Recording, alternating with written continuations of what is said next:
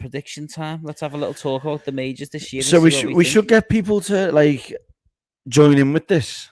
Yeah. Like we do with the anyone playing the Order of Merit has to have a go at this as well. Okay. Yeah. Okay. Let's go major predictions then. So we've got the 4 majors. That hasn't changed. The No. Masters, the PGA, the US Open, and the Open. So let's go Augusta National first. Then do you want to go first? Yeah, Wait. well, mine's a bit of an open-ended one for this one. Okay. Tiger is my pick, but if he doesn't play, then I want to pick Bryson. Bryson round there. Yeah. What's your thought process there then? Well, I was tossing up between Morikawa and Bryson, and then I just think the way he's come out chatting all that par 65s and all that, I think he's just going to get his head down, and he's got a point to prove. Like, remember he lost his ball and all that. Well, he was saying it's a par 67 because of the par 5s, wasn't it? But yeah, that's it. Guaranteed 5 under, exactly. And then this first hole, he knocks it out of bounds, wasn't it? Or his second hole? Yeah, the 10th. Yeah, he knocked out of bounds, and then he lost his ball, didn't he? On a different one. So I just think he's got a bit of a vendetta against. Yeah, that. I think he needs to prove a point. No, interesting one that. Yeah, I've gone Rory McIlroy. All right. I just think his game sets up perfectly for it. Obviously plays that draw. He's really good off his tee. That's his strength.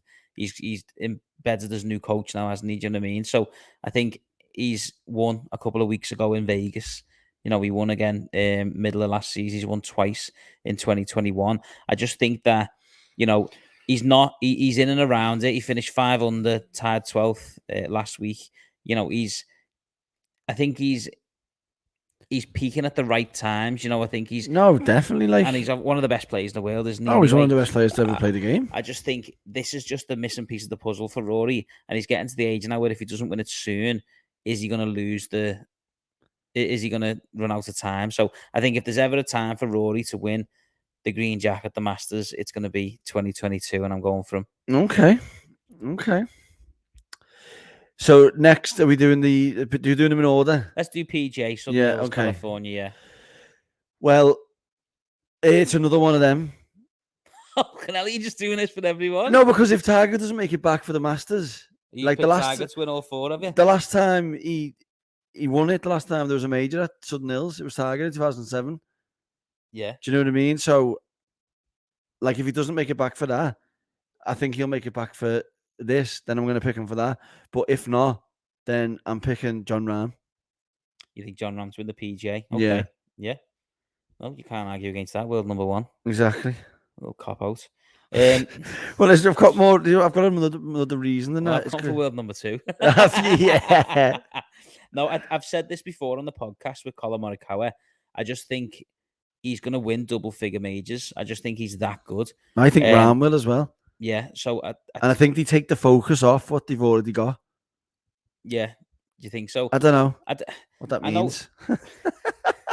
With Colin Morikawa being so young, for the next few, obviously minus Augusta National because it's there every year, but each of these major tournaments is probably going to be a new course for him.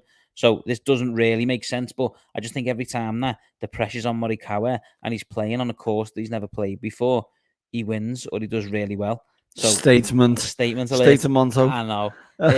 So no, Southern Hills, California. He's never played a golf tournament there, like a big event there. So you know, because they've hardly had nothing, have they? That's what I mean. Yeah. So I just think, you know, his game just sets up perfectly for majors. So you could pretty much say he could win. Well, his mindset does, doesn't it? Yeah, I think he's just like the fact that he's won 2 already, hasn't he?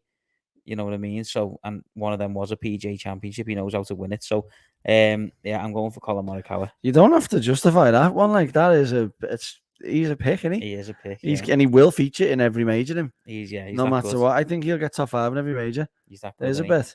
There's a bet. It's a statement. It's just gone on there. He'll definitely get to world number 1 this year. Oh, 1,000,000%. Take over Rahm. Yeah. I think he will. He'll win 3 or 4 this year. Yeah. Majors. Just events. Grand Slam, Morikawa. Yeah, that's it though, isn't it? That's a good pick. So the Open, I've gone for all the same reasons that you went for him for the Masters. I've gone for Rory. Yeah. But there's one extra special reason. Go on. He done his ankle in playing footy in 2015 when it was at St Andrews. Okay. So I think that he'll have a little bit of fire in him. Yeah, the year I've gone for the fired up people, mate. No, yeah, it's a, I've done what you've done for the Open. To be honest, I think Tiger Woods for the Open at St Andrews. Right. It's his favourite course. Even if he's back for the Masters, you'd like you. Oh, See, you're not using him for the Masters. No, It's but because I wanted to use him, and I'm thinking if he's not, I don't want to waste him. So I'm sort of being a bit of a cheat there. I just think the Masters might come a bit too soon for him. Yeah. I know it's Tiger Woods. You can't count him off.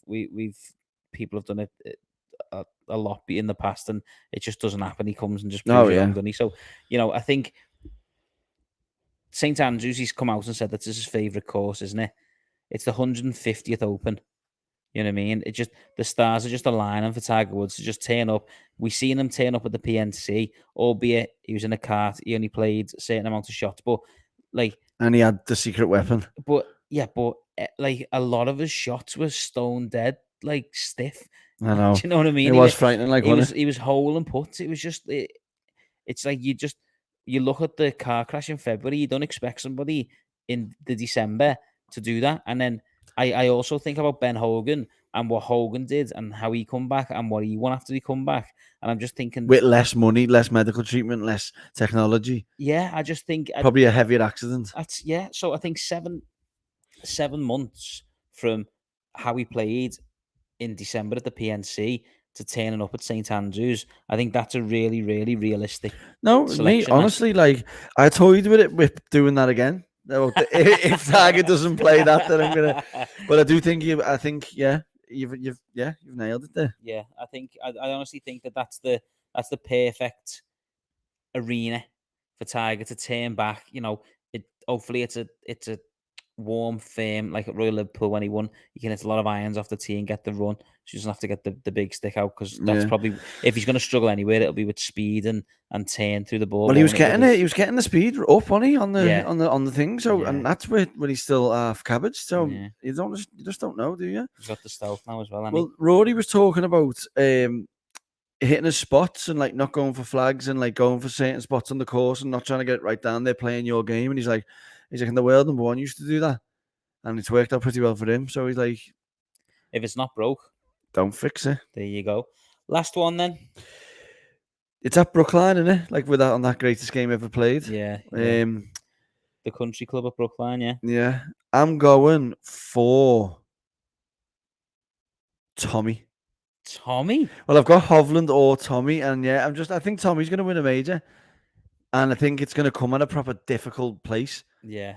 And I just think whenever it's been the hardest setup, he seems to do quite well, doesn't he? Yeah. No, yeah. There was that like year when it was in Port Rush, he comes second. When Koepka won in 2017 or 18, wasn't it? Which one was it? And he shot like 63 in the final round and lost by a shot, didn't he? Yeah, to Koepka. So he's had a couple of near misses, and I think if he can get his form back a little bit, and he's won on the big stage, although he's not won in America. He's won on the European tour on the big stage with the biggest players. So he can compete against them. He's obviously just dipped in form the last 12 months, but he didn't have the best of seasons last year. But there's one way to pick it up. The pressure's off now, isn't there? Just go. I know. Who are you thinking then? So I've gone for John Ram, back to back. No, I'll justify it. So there's been 7 back-to-back winners in US Open history. Right. Curtis, the last 2 were Curtis Strange in 88 and 89. Then he won it when it was last Brookline. Yeah. Curtis Strange. Was that how long 1988, that was him, yeah. Oh, was it? Yeah, okay. Didn't know that. I just seen the years. And then Brooks Koepka won it in 17 and 18. So I just think, when you've won a US Open, I know this is cliche and it's obviously what I'm about to say, you'd be like, oh, that's obvious. But I think when you've won a US Open, because of how the US Open's set up and how difficult they are to play in, I think once you've won a US Open, you're at such a stronger advantage in the field, more than any other tournament, I think. Because when you've been there and you know what it takes to win a US Open, it just sets you up to win again. Serious statement. I know.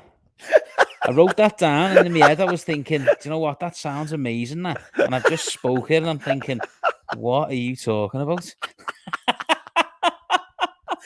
No, but I half know where you're coming what I mean? from. I think I didn't explain it the best, but like you go feeding the US Open, and once you know how to conquer it, you think you can do it again. Like the US Open is the hardest major to win. Yeah. The setup, the way they do it, the way the USGA do it, it's just so difficult. Mm. So already when you turn up to that event, your head's battered. And you've got a spring in your step, haven't you? You're out there, you're Yeah, thinking, I've won this before. I know what it takes to win this event. Yeah. So I just think, I know, like, if you win any event, you take like Hudson Swafford. He's turned up this week, knowing he's won this before, and you see loads of that. You've got to boost the confidence in your mind. You know what I mean?